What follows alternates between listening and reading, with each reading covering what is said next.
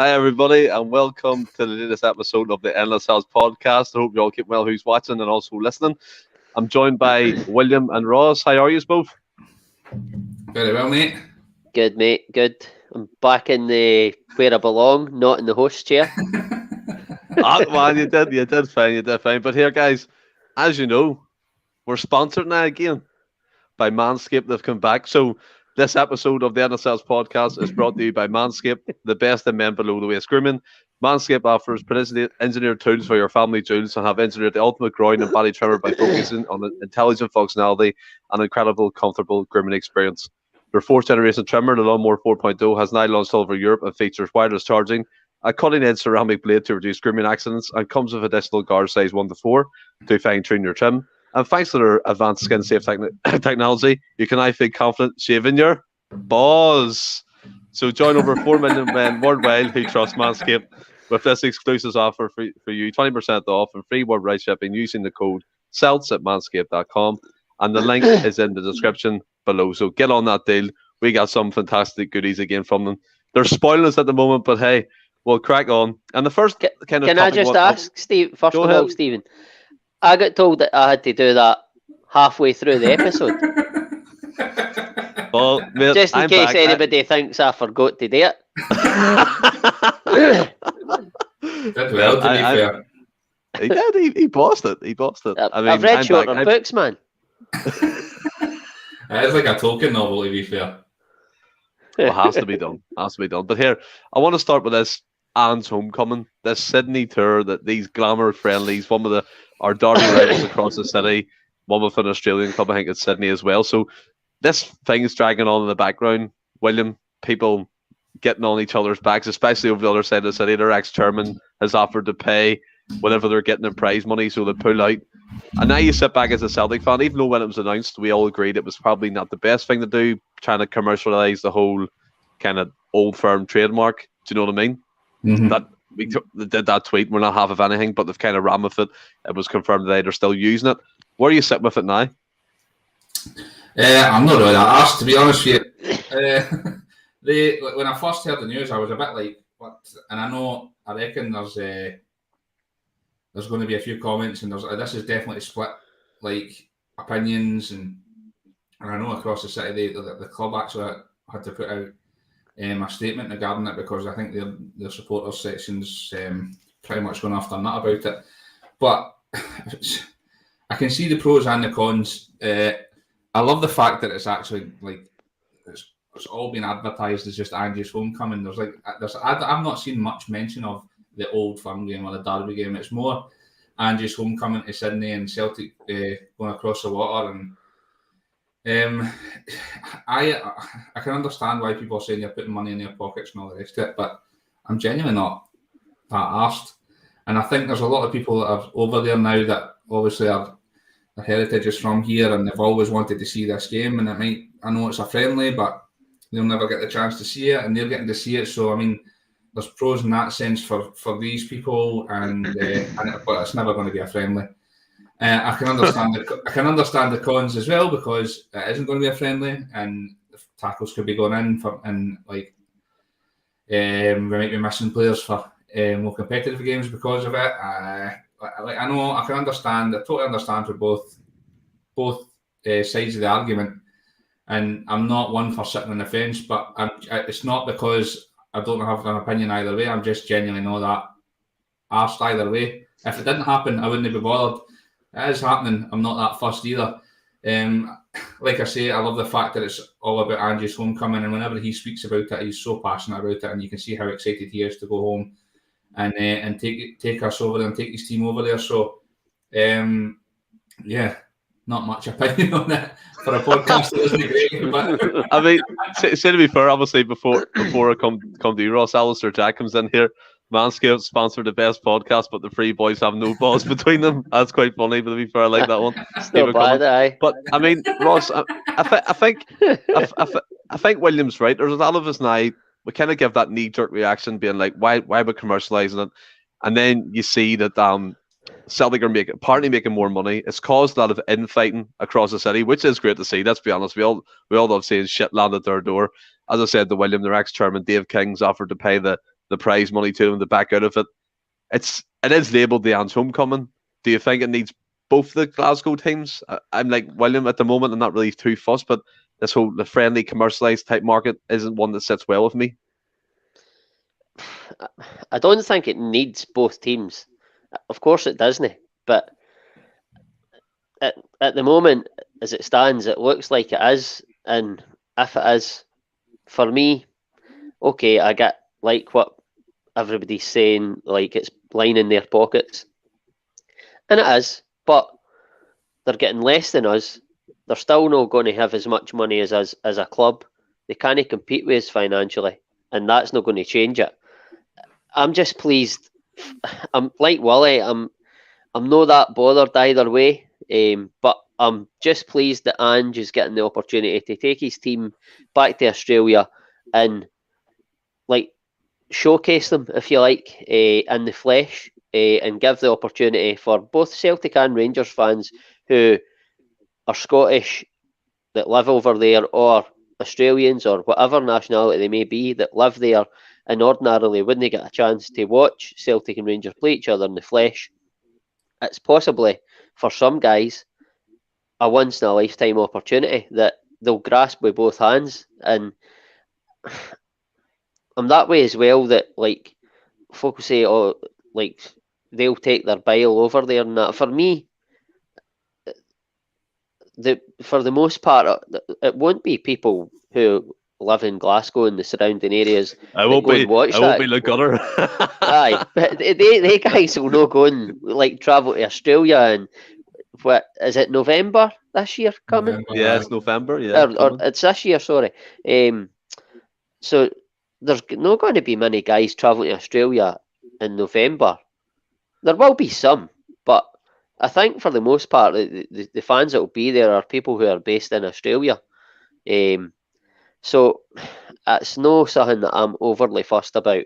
If Rangers are in it, if they aren't in it, if it gets overturned, if the Felly King pays the money to get them out of it or whatever, fine, do that if he's want. I couldn't care less if Rangers are playing there or no, but I think guys over there will enjoy going to that game. And the other thing as well is, Willie was saying there, like say, it'll no be a friendly, which I agree with.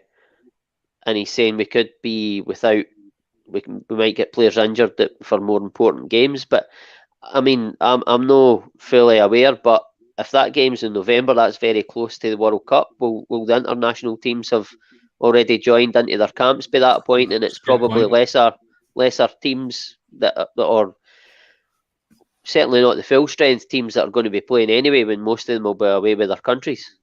That's a good point. Yeah, that's a fair point. And I've also seen the comments here that Danny Boy has COVID, but wish you a speedy recovery. You and the missus have seen there, so take it easy. All the best, there's the best, mate. There's a lot of people coming in here. I mean, I'll start with Jed. His interview with Optimus Sport Australia was fantastic. Was it with Mark Schwarzer, the goalkeeper? But I think as well, Danny Boy makes a great point here, William. They'll end up getting fined, obviously breaching the contract and things. He's aiming at the Sevco, things like that. But you look at the old firm, this whole trademark thing. It's come out again in the public eye. There's a couple of newspaper articles read about it. They're still making cash from it, even though they put out tweets saying we're not half of anything, but they still continue to take in the coin where it's going to come from, is that trademark. Do you think it's right to come out with tweets like that and kind of condescend themselves like the Celtic board always do? I think that's a part of the frustration with the fans, that we're still kind of peddling that trademark. Yeah, no, I can understand why people are getting up in arms about that. At the end of the day, it's just to make money. That's the whole point in it, and they're going to peddle whatever they need to make the most money. So if they're going to use that, I mean, Sky Sports still uses the term Old Firm for games, and I think we all know it's a derby. It's not the same derby. So I think just to peddle whatever they need to do just to make money, they're going to do it. But I do totally agree with the fact that, for me, the biggest thing about it all is it's Ange's Homecoming, and that's what it's getting branded as. And I totally agree with the fact that you don't need Rangers there for that. You could have still had a big homecoming and a big fuss and promote it without them. But like we said, Ross said it as well, on the other side of the coin, it's for the fans over there, the other side of the country, they're getting to see this match in the flesh, which would never ever happen. Yeah, and even the ginger media, I'm hoping that's Andrew Durning. You've had a name change there, buddy. But I mean, you look at it, Ross. The final point on it, it's the as I said, the William. It's the money making factor that people. It doesn't sit well with them. As you said, the majority of people going to watch this game are going to be Australian. Probably does big Ange Postecoglou fans like we've all seen come from Australia, Japan, wherever he's managed. He manages to get a fanfare for himself as well. But you look at the connection. We refer to it, well, most of us anyway, as the Glasgow Derby. But then you see our club Celtic still saying the Old Firm in kind of a hush-hush term. Would you not? In terms of hush-hush, do you mean because they've accepted that Rangers are going to go and play alongside them at that? Yeah, so it kind of comes as a package. Aye, but they're not actually publicly saying it's the Old Firm. But I know. Oh, no, I know that, but they're still using the trademark. Do you know what I mean? Well, are they? Aye. Well, I read it in the newspaper. That's it, proper Kevin Bridges, by the way.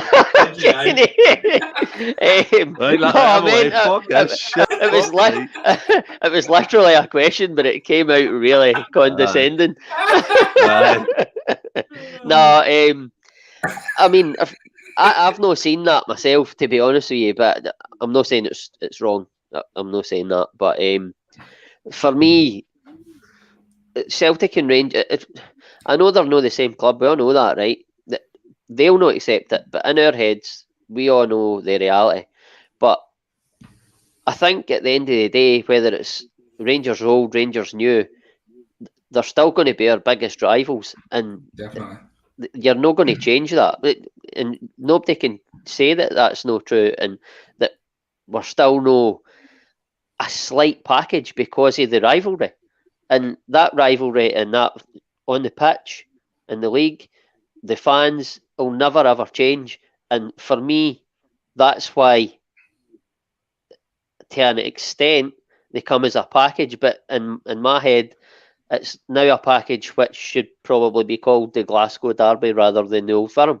Yeah, but I totally agree. Other than that, you're never going to totally eliminate it, because it is what it is, and it's one of the biggest rivalries, if not the biggest rivalry in world football.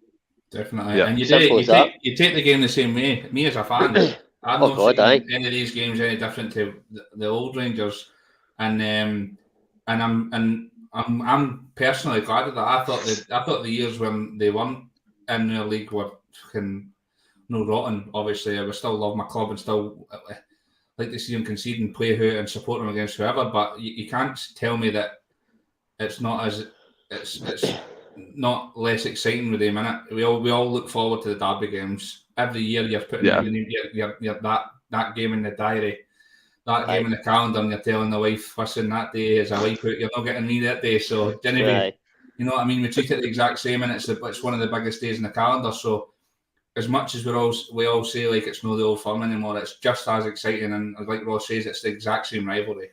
Aye, and also like, there's nobody got to tell me honestly, right? And it was fantastic when they weren't in the league, watching them go away at the bottom and suffer. It was brilliant, and it was fantastic slowing them every single time we played them for 3 or 4 years. But there's nobody got to tell me that it is not more satisfying beating a strong Rangers to a league title. Like, I enjoyed all the league titles, but the ones, like say the one we won at Tannadice in the last day, numerous other titles, I've enjoyed. Whether we like it or no, subconsciously I've enjoyed it more 100%. than the ones that with Brendan Rodgers and that there, where that last... Don't get me wrong, it made it feel up there still because we were doing treble after treble. But if it had just been the league title and we weren't getting the trebles, I don't think you would have been quite as satisfied as previous. Although you still enjoy winning the league. The butterflies on in the tummy, and it doesn't mean as much. Like, you can't tell me that last game where we trounced them 3-0, we were up 3.5 time, and that everybody's nervous. The butterflies are going. That was much more exciting and exhilarating and meant a lot more than when we were trouncing them 5-1 and 4-0 and all the rest of it when Rodgers was in. 100%. Well, you just need to look at. I wasn't at the last game and beat them 3-0, right? But watching it on the telly, and even the atmosphere in the pub, Aye, the way it was the mental. goals were celebrated, it was different. It Mhm. was different from what it has been for a number of years, and it was because we are now we were, I don't know if we still are, but we were the underdog, and we're beating the odds, and it's brilliant. It just felt different. That stadium was different that night. I've never seen Definitely. the stadium like that for ages. It was that for me is just epitomises it. I think as well. I mean, in the comments there is some agreement with you. Red Skelton came in and said basically Rangers are the same tribe from the old Rangers, which is correct, and they represent the same kind of values and stuff. And even the Ryan Kelly, even the Lanky 67, Martin Kay, Danny Even Boy, Church. everyone's getting involved there. But I mean, one final point. That wasn't me saying that Celtic are actually coming out in like Twitter or Instagram or their website accounts saying Old Firm. It's just the fact that the Old Firm trademark's still alive and it's still kicking. There's cash being made whenever it's used, whether it's Sky Sports, BT, wherever that name's mentioned, money will be paid to someone. That's a fact. But the way I look at it, just to summarise, is this can be beneficial. I mean, if you're earning millions of quid for 2 friendly games, possibly more than you would win kind of in money ways when you win the SPFL, it makes sense. But at the same time, it's 50-50 for me because I hate the kind of money factor in football, how it takes over everything. It is a conundrum for myself. I would like to see the fans in Australia see the game. 100%. Well, William, what are you going to say? What about this? Sign of Right? the times. What if we do this tour and that pays for Jota or CCV just playing the 2 games? Sign me up. I'm going myself. That's what I'm saying. You know what I mean? Again, it's Fickle. split down. That's it. It's No, split it's down all- the middle. So it is, and I don't understand why I put myself through the torture of being on me used to. I really don't. Ross cut me down, and is it I fucking bastard? I did. But you know I what I mean? honestly didn't. It wasn't. That's not my style. I'm not Aye, sarcastic in the slightest. Or yeah, But look, Your we'll silence move after on. the day that made it. We'll move on. We know for a fact that there at the moment the tournament's going ahead, even though there were some rumours saying it was kind of up in the air. But as it stands, it's still happening in November in Sydney. But what is happening at the minute is our international contingent at Celtic Park or away of their national teams. And fair enough, we're talking about globe trotting to Australia. Let's talk about some of the international boys. I mean, we've seen Cal McGregor and Greg Taylor start last night for Scotland. Near Beaton's away. Giacomakis got a call up. Starfeld's in the Swedish squad. Juranovic, Rio Hatate. Under 21s, Abada, Matt O'Reilly got a great call up for the Davies under 21s team. Ross, what does this kind of represent at the moment with Celtic Football Club? For me, it looks like we're going in the right direction. All of our players are getting recognised internationally, albeit some of them didn't start, but they're still getting call ups. It shows they're improving, and it kind of shows to me, like especially like Matt O'Reilly, didn't really get much recognition at MK Dons for what he's done. He's came to a more recognisable team, and within 3 or 4 weeks, he's in an under 21 squad for Denmark. I think it's fantastic. Aye, it just means that our team is doing things right. Simple as that.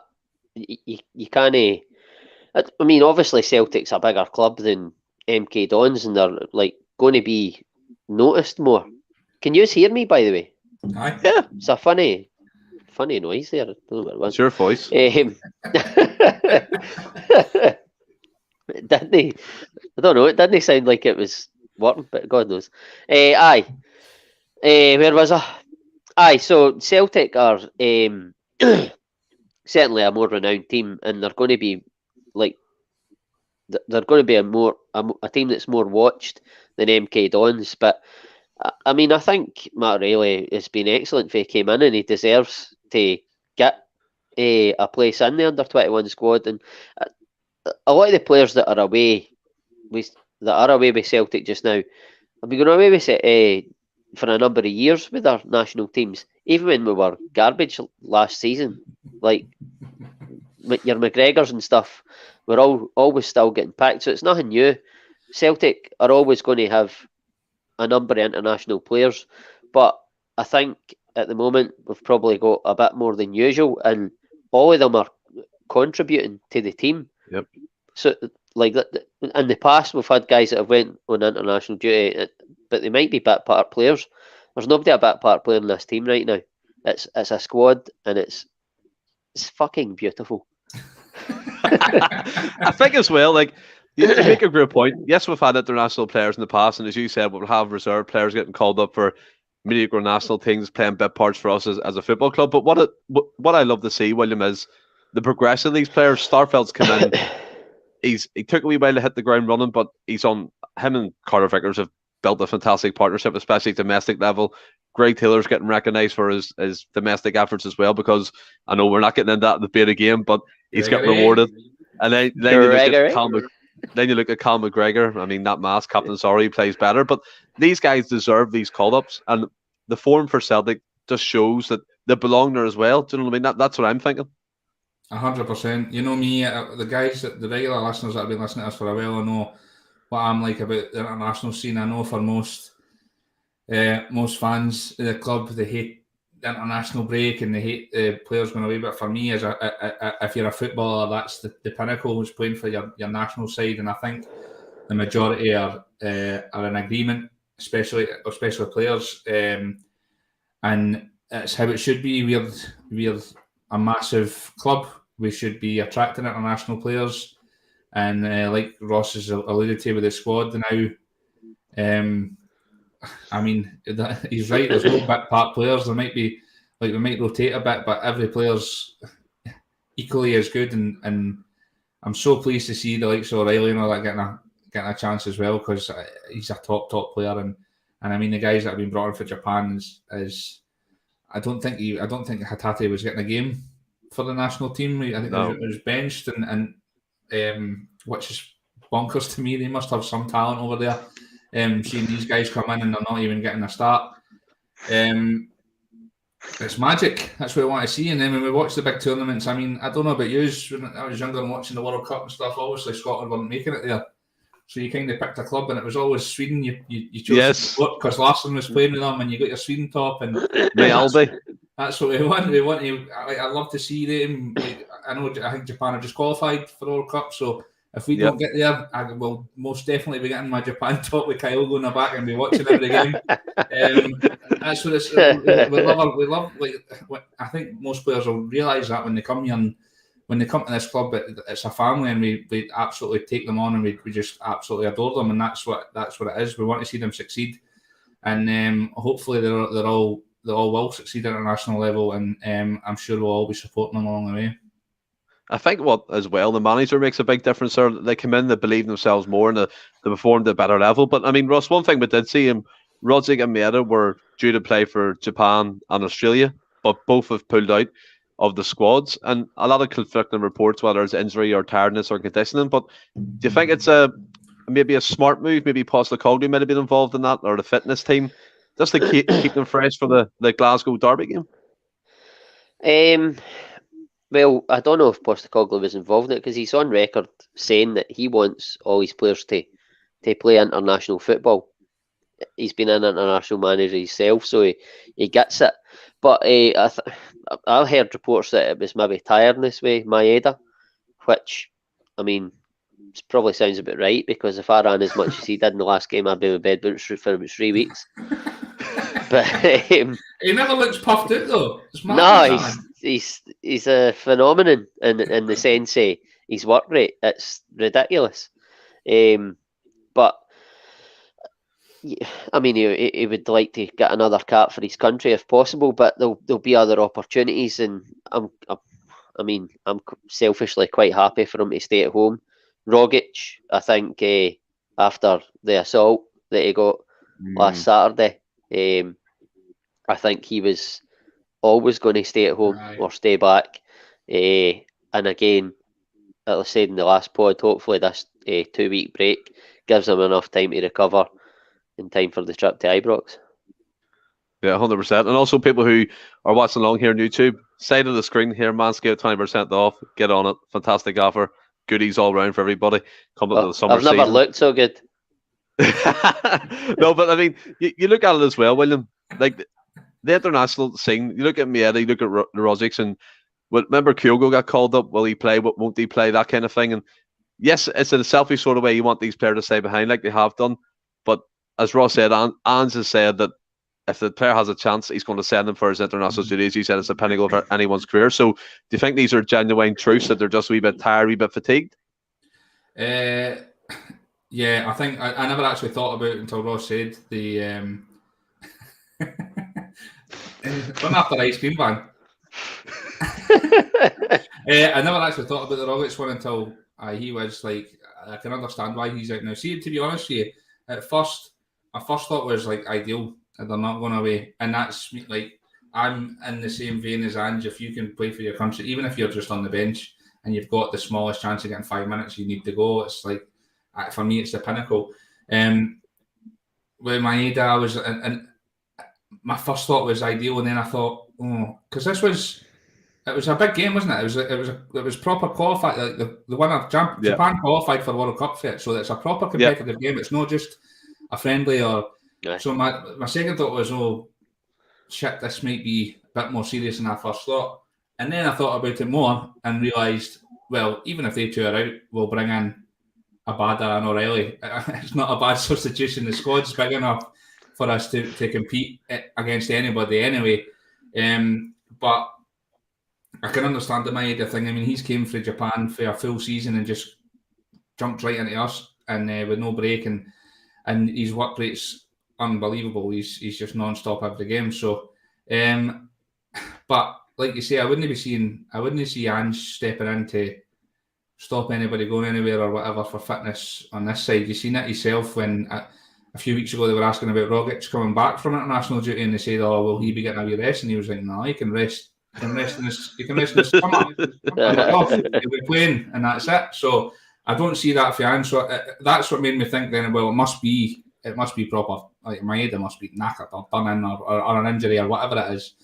The same with Rogic, but like I say, I didn't even think about it until Ross said that he went off injured, didn't he? And it was a bad one. So it makes sense that he wasn't here. Because they would both want to be involved in a game like that. So yeah, that's me. I mean, thank you for that contribution, William. Top notch as always. But what I can see here in the comments, Lanky67 has come in and said, "Did you see Abada's goal last night against Poland under finals? It was a cracker." Screamer. That's what I meant to say as well. It was an another return. The goal scoring form for Leo Abada is going to do his confidence a world of good. But William, you did mention there that the squad is big enough for these kind of injuries or tiredness, kind of fatigue injuries. One player who's come back and a welcome return, we're all glad to see him back in the pitch, is David Turnbull, adds to the strength and depth of the squad. And it kind of begs the question, you look at that midfield, you've got Rio Hatate, O'Reilly, Rodzic, Turnbull. Where do you fit these guys all in? I think that adds to the question for me about do you play Rogic or O'Reilly? Because for me, Turnbull's a number 10 also. I don't think he's a box-to-box midfielder like Hatate. I know he could probably play in there, but I don't think he's got as good an engine as others. So I'm glad I'm not the gaffer. I'm glad I don't need to make the decisions because it's definitely a tough one.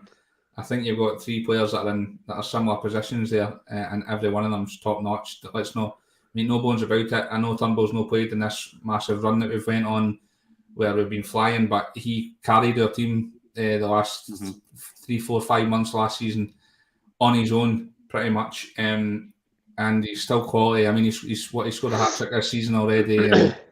He's got.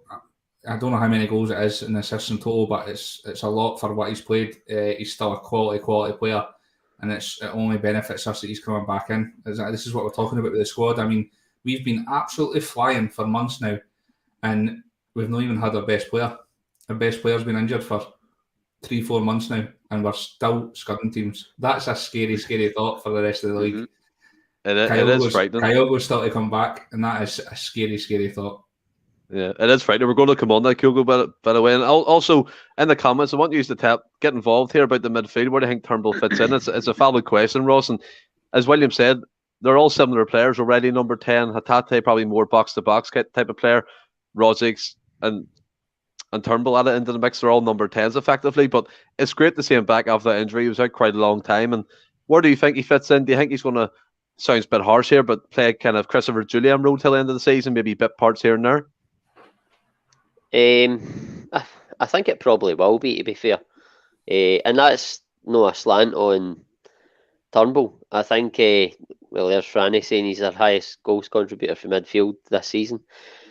Could be right, could be wrong. Ken McFranny's like. I'm a stat man. But aye, listen, there's a place for Turnbull at Celtic still for me. He's a really, really good young player, and he was played in the majority of the games at the start of the season when we were struggling for bodies, and he stepped up to the plate and he done the business. He scored goals, he set up goals, and by the way, he's a threat for outside the box. He can score for distance. I don't think we're like blessed with a lot of that throughout the team, but I mean, it just again with Turnbull coming back, it just like pays to the depth that we've got, and certainly in that midfield area. I mean, if Celtic's squad depth was a swimming pool, Peter Crouch couldn't stand up, man. It's outstanding, man. I love it. It's the choices that Ange's got at his disposal, having only had 2 transfer windows, is unbelievable. How right he has got most of these signings is the reason that we've got such depth, because 2 windows, we all said he would need 2, 3, but we never really thought it would be 2 that he would get to this level of squad depth. And we're talking about squad depth because the squad depth is like that because his signings have been so good. And everybody, there's not, for me, okay, there's some that are not quite as good as others in terms of ability and all the rest of it, but in terms of the team as a whole, it doesn't really take away whoever you bring in, because they still know their job, they still do the same things, and when they're all working in unison, it doesn't matter if you're slightly lesser than the guy who's maybe played before you the week before. You're still, the unit's still doing the same things, and that's just how we're playing so well, and it's not taking away from the team for me at the moment. You took me on a journey there, Ross. I was lost in what you were saying, because you're absolutely 100% right. I mean, I think it goes back to the whole point. Like you look at what we had to suffer last season. To go back to the game, it was chaos. It was unorganized. Players couldn't be ours. Cal McGregor saying they don't know what the game plan is. You look at this season with a world class coach Postecoglou. He is world class, in my opinion. The team's well drilled, as Ross said. They know the rules. Anyone can come in and replace the player, maybe to a lesser extent, but still do the job effectively. And that's great to be there as a team. Do you know what I mean? Would you agree with that, William? Definitely. I mean, like, if you told me, I think we were all expecting it anyway, but at the end of last season, telling me we're going to lose Ayer, Christie, Edward, these guys, these were the backbone of our team for the quadruple treble seasons. Massive. Ayer was colossal. Christie was a massive part of that. I know, but he kind of lost a bit with the fans at the tail end, but I still thought he had. Still thought he was. What he did for us was phenomenal. I think he would thrive in this team as well. It's actually a shame that he went. Edward as well. Obviously, what he done for the club is. We're losing these guys. You're thinking this is a tough ask, but he's it's incredible. He's actually improved the team. It's absolutely nuts. And what Ross is talking about as well, he's bang on. If you could bring in somebody off and the next person's coming on can do just as good a job, if not better. And I mean, not everybody can turn up and turn it on every week. The Messis and Ronaldos don't turn it on every week. There's games they go missing. It's just not happening for them. If you can take them off and bring somebody on equally as good, I mean, what more can they want in a squad? Exactly. Any football manager fans out there, if you're going to play the now and you're trying to make signings, you didn't want to make signings for Celtic because there's that many players in each position. It's magic to see. I absolutely love it. And by the way, do you know what else I've noticed? Like, Willie's saying there, like, you bring most of the time when they're bringing a substitution on, right? It's almost always, not all the time, but almost always like for like. But you're not annoyed by it because it's not taking away from the team. If Lennon was bringing on like for like, you would be annoyed by it Right. because the players he had at his disposal, and the players he had, there was such a drop off that it was so noticeable, and the team were playing so poorly, and they weren't working as a unit that if he did do for like you were raging, change it up, Right. do something to change the game.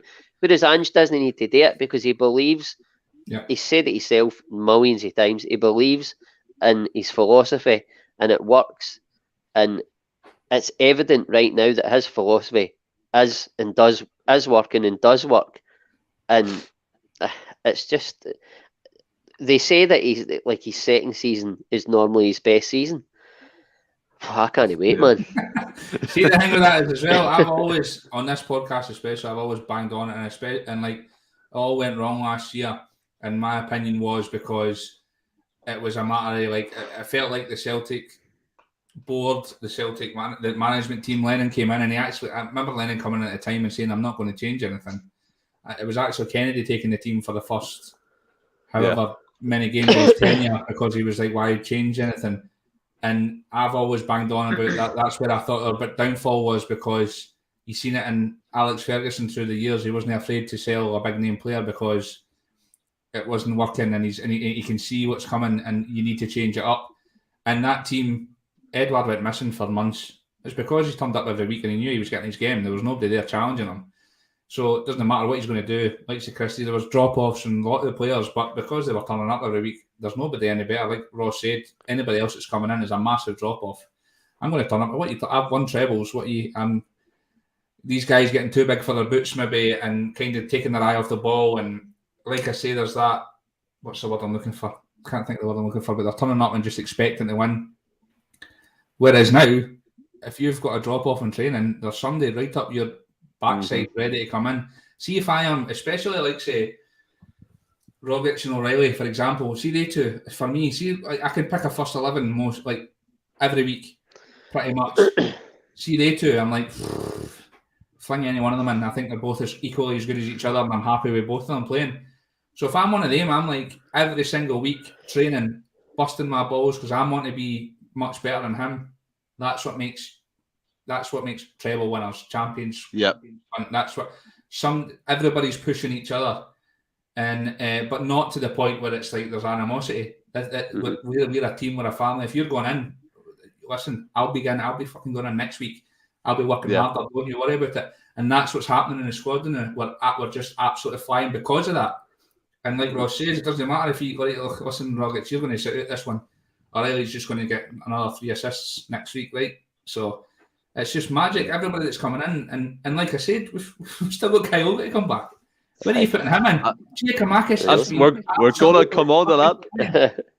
I'll tell you another thing, by the way. See, when players have been out for a period of time, like a long period of time injured, right? When the team is maybe doing all right or no doing quite so well, that player always becomes better, right? But we're playing that well now that David Turnbull, who was outstanding for Celtic in the first half of the season, has actually become a worse player because O'Reilly and Rogic have been doing so well. Aye. Yeah. And he's no as bad. People are like writing him off. See the amount of people that I forgot about him. Aye. I remember a few weeks back, somebody put on, I think it was, I can't remember who it was on Twitter, but Stephen, I shared it, and you and John kind of jumped in, and somebody said, what's your first 11 for Celtic now? And I was genuinely like, I honestly couldn't tell you. And every single one of them, I think even people put benches, and Turnbull wasn't involved because people kind of forgot about the lad. Yeah. This boy carried us for months last year, and he was outstanding at the start of this season. He scored a hat-trick from midfield this season. People forget and his that. delivery is exceptional. Outstanding. And like you say, there's no many people on our team. I think Hatati's maybe the only other one. Takes a pop outside the box. And that's a massive thing for me with this team when we're trying to break teams down and they've got 10 men in their own box. Take a pop outside the box. Exactly. Take the pressure off. Exactly. And I think he's magic, and I think he's got a massive future with us still. I think he'll be a massive part of this club and a massive part of Ange's plans. Well, I mean, if you refer back to, as you said, at the start of the season, when Postecoglou, it was like his love child. He was in every single game. He was assisting, he was scoring goals, he was even doing the dirty work at some points of the games as well. But I want to get into the comments here a wee bit. Even the Ryan Kelly, even the Brown Warrior, even the Shay 67, everyone's getting into this. And I mean, Brown Warrior said Lenny set up his teams in the terms of opposition he was playing, which is true, very Gordon Strachan-esque. And people are saying about players who downed tools last season, like Edwards, and that's very true. He downed tools well before last season, in my opinion. Ryan Kelly kind of backed up. Because there wasn't anybody there to exactly. take his position. Yeah. And then someone backed up you, I think it was Ryan. Ryan Kelly backed up you, Ross, in terms of the Rangers kind of side of things. It's not as satisfying winning the title without them. He's getting involved in a few wee debates here in the comments, which is good to see. So keep it up. We'll get you all involved. But we were talking about Jack and Macus there for a wee bit, William. And Ross, I'll come to yourself first for this, Ross. In the comments as well, people are saying he scored back-to-back hat-tricks. That's a fantastic stat for any striker to have. It's unbelievable. Kyogo's coming back. This is the big silver, bustling, sunny cloud coming back over the Celtic Park. The man's coming. Kyogo's coming back. And I said to you guys, is he going to move Giakoumakis at the minute, Ross? Or what way is Kyogo going to fit in? And I'm not saying that in the way like he's not going to fit in, but I'm saying you can't drop a striker like Giakoumakis right now. No, you certainly can't. I think it comes back to that, what we've spoke about previously, and where you play the fixture. Now, I'm not going to say Giakoumakis is a better player than Kyogo. I don't think he's got as much natural ability as Kyogo. I think he's a more natural finisher than Kyogo. I think there's no doubt about that, in my opinion. But I think it's what's he saying? Squad nowadays. Aye, it's bang on. I think that it's a really good problem for Ange to have in terms of Kyogo and Giakoumakis, and it just goes back to play the fixture. It's like the midfield. Your midfield three that you play away to Ibrox is probably going to be a different midfield three that you play at home to Livingston. Aye. So it's the same with your front three, and I think he'll alternate it. And at the moment, when he's changing the team every other game, almost every game, and he seems to be getting it right every time. He'll not get it right all the time, and he will get criticised for it. But at the minute, he's getting it right all the time. And Kyogo is a big game player, and I think if he's ready and fit enough, he will feature at some point at Ibrox. But for me, I don't think he starts because he's not got enough minutes under his belt. But if you ask me, I was going to say if you ask me who's the better player, Kyogo. I've said that Kyogo's got more natural ability, but is he a better player for Celtic than Giakoumakis? They're totally although you're looking at them playing the same position, they're completely different players. Aye.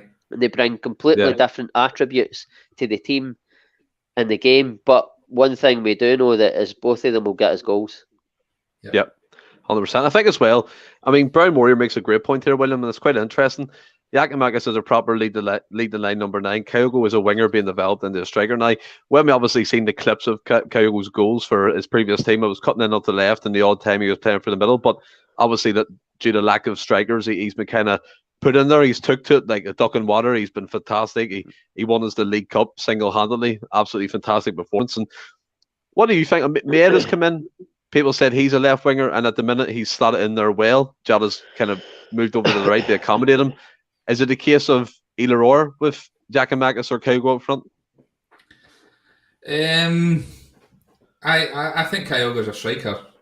Henry was a winger, turned into a striker, and he did all right. Mm-hmm. I think the first derby game Kyogo played in when they played him out on the left, when the previous 6, 7, 8 games he played up front, I think it showed what we missed from him. And like you said, he won the League Cup for us single-handedly. There's no other player on their team that would have done what he did that day. So for me, I think if I'm Ange, he's my number one boy, and he's going to do that. But like Ross said, he's he's going to play the fixture, and it's great to have these options. I reckon there'll be times Kyogo will play out on the left and Gigi will be up front. There'll be times Kyogo will be up top and Maeda will play left. There'll be times Maeda plays up top. I think Maeda and Kyogo are really similar. I'm really excited by Maeda. I think and a lot of people are saying about how he's no kind of hit the ground running. I think he has hit the ground running. I think he's been unbelievable since he came in. If you look at his goal scoring record, and everybody says about how he's the king of shite goals. He's in the right place at the right time for these goals, and that's not a coincidence. He's following up. He knows where to be. I'm really, really excited about Maeda. I think we've got another Kyogo in our hands. I really, really do. So I think it might end up being similar to the whole midfield situation, where it's like Ross was saying, when you bring somebody off and put the other one on, there's not a drop off. There's quality everywhere. Abada's not started the last few games. He's been immense for us this season. He's coming out to accommodate Maeda on the left and Jota on the right. And by the way, Jota's right back in form again. He was. You could tell he was right up for it last weekend. Like him on the right. I do too.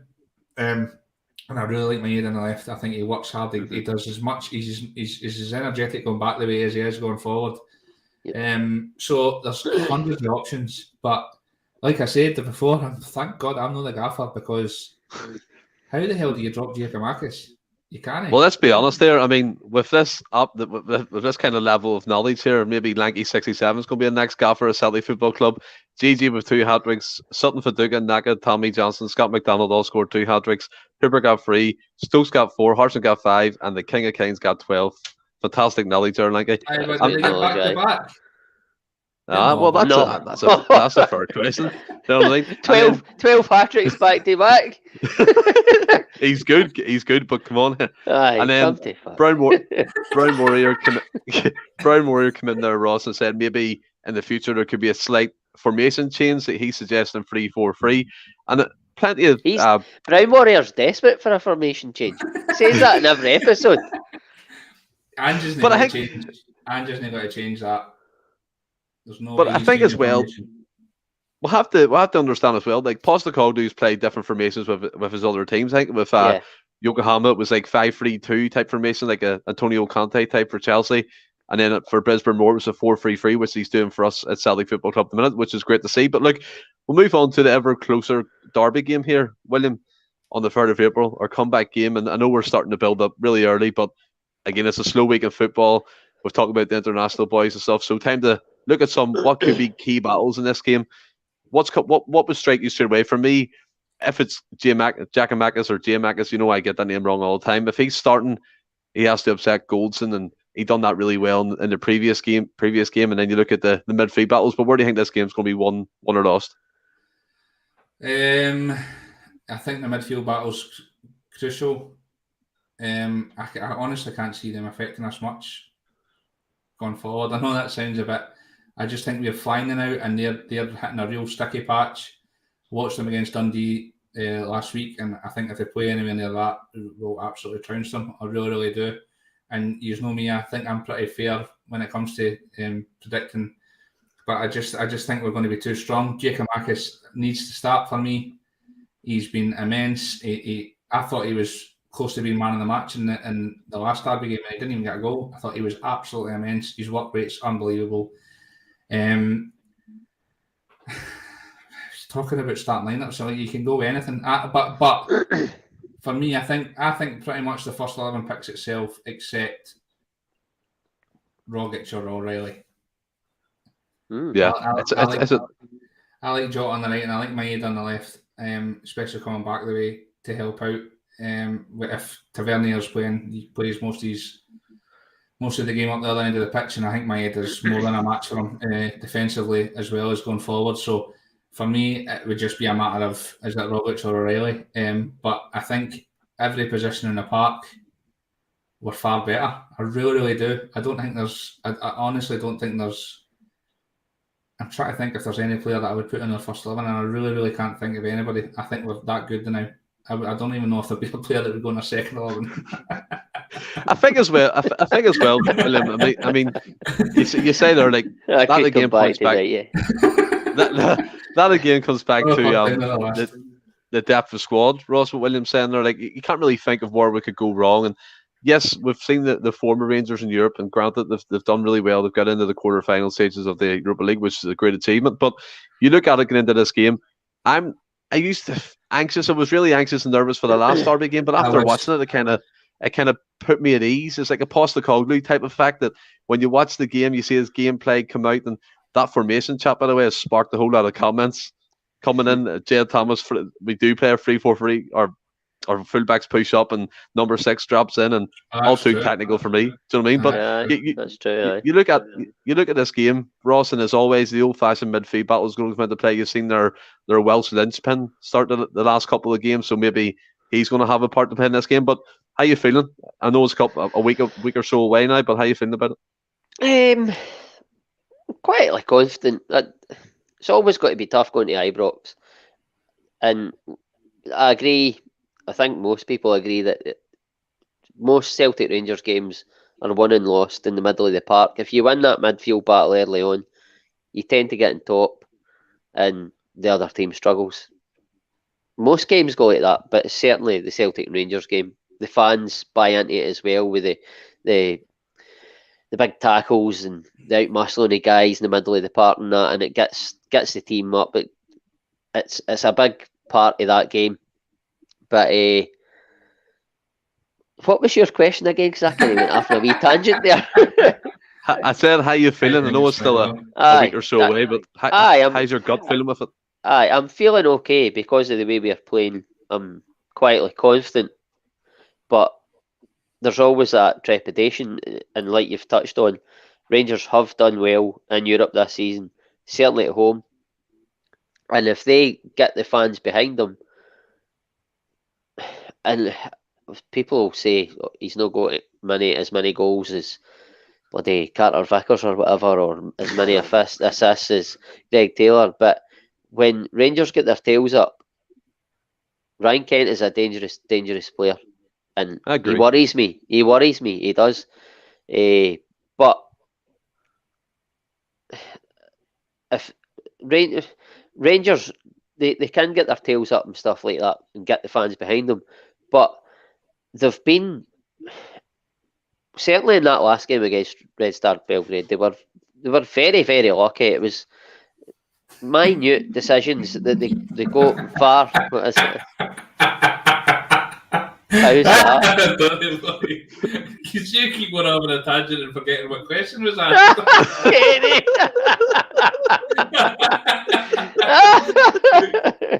Guilty. No, but I've done it again. Fucking forgot. Just go to Willie. Fuck it. I think, by the way, what Ross is saying, and I know I seem supremely confident there. Trepidation is they have been flying in Europe, and I think it's because they're really good in the counter with teams coming at them, which we will do. So there's going to be opportunities for them, and I wouldn't be surprised if they scored 1 or 2 goals. But for me, defensively, they'll shut us out. Defensively, they've been so poor in the league the last however many weeks, and we are going forward. We look electric. So I just can't see us not scoring goals, and that's plural, not just one more.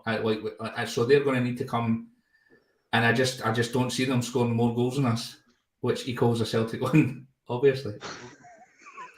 Brilliant conclusion there, wasn't it? By the way, I seen a start today saying that Kent scored the same amount of goals as Edward in the league this year, and Edward left in August. That is fucking mind-blowing.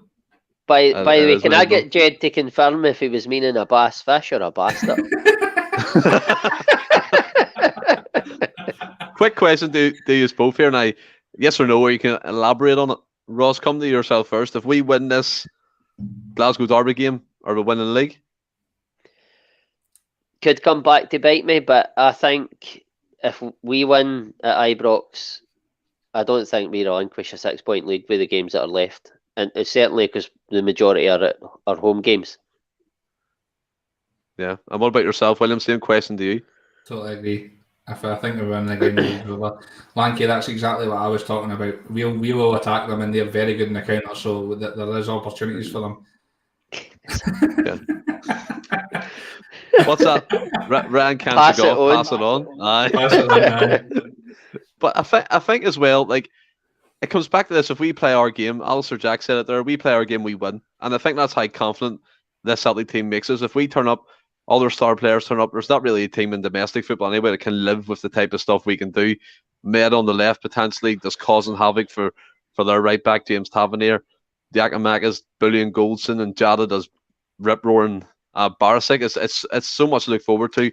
And I'm just going to say, if we win this, and potentially, if we draw it, I still have confidence we'll win the league title. But this brings us to the end of the podcast, but we're not going just yet. The quiz is back. We're doing the quiz. It's going to be an international themed quiz. If you want to get involved in the comments, please do. The interaction has been absolutely top notch.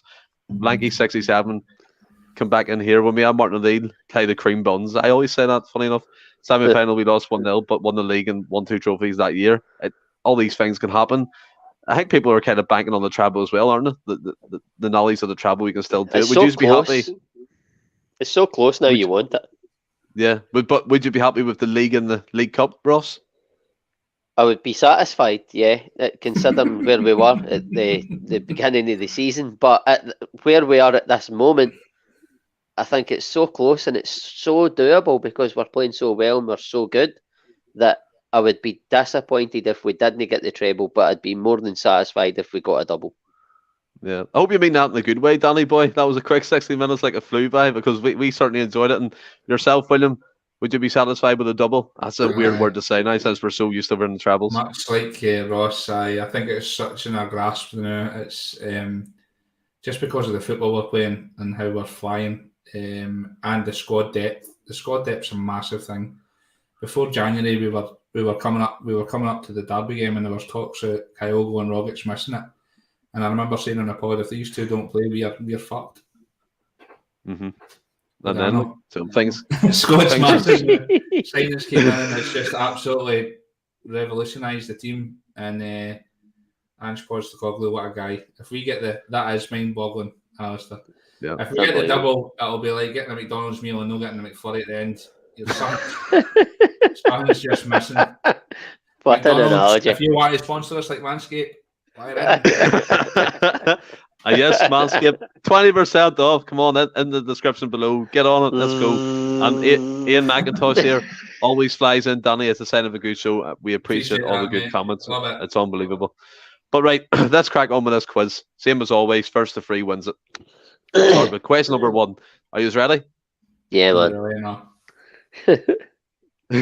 Name the first nation to win the new FIFA World Cup trophy 3 times. The new? Brazil. Yeah. No. Aye. Willie. Is it no? No. It's not Brazil. No. France. Both wrong. Germany. Of course it's Germany. West Germany though. Question 2. Which country became the first African team to score 4 goals in a World Cup during the 2014 tournament in Brazil? Nah, let's go. Willie. I said Senegal. Did you say no? Nigeria. No. Algeria. Fucking hell.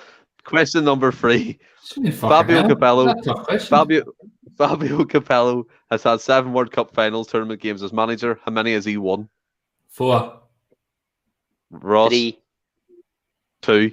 Oh my God. Man. First one to get anything right wins this, because this is going to be a long one. Question 4. In the group game against Morocco at the 1986 World Cup, who became the first England player to be sent off in a World Cup match after throwing the ball at the referee? Peter Reid. No. Willie. 86. I wasn't even born yet, but fuck knows. Ray Wilkins. He was angry. By the way, see if there was somebody on Mastermind and their specialist subject was World Cups, they wouldn't get these fucking answers, by the way. Jed Thomas did. Jed Thomas is an enigma. And Alexa. Question 5.